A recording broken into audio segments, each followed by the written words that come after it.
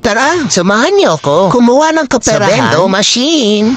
Nang mapadpad na kami sa aming destinasyon, naabutan namin na mayroong gumagamit ng car wash. Wow!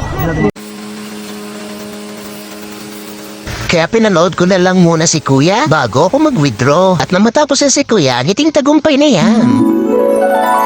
Okay, it's time to withdraw. Every weekend nga, ganito ang ginagawa ko. Nag-withdraw ako ng pera sa vendo machine. O ayan, tamang lagay lang yan sa plastic. O ayan, sige, hakot.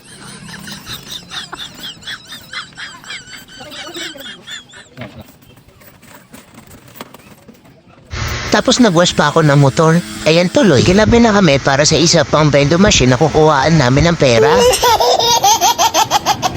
At nang makarating na kami, teka balik. Excited yan, let's ko muna yung vendo machine.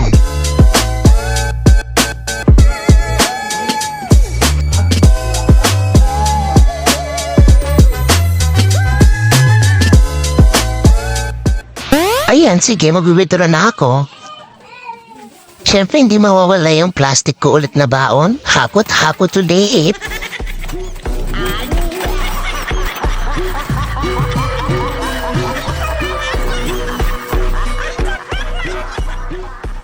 Okay, sa next station naman tayo maghalukay.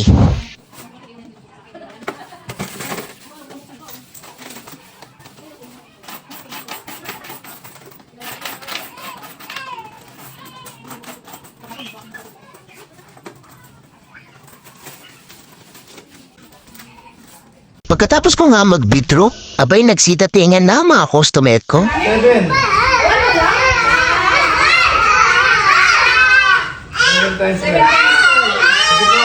Basta ako uuwi na kasi gabi na dahil apo'y magbibilang pa.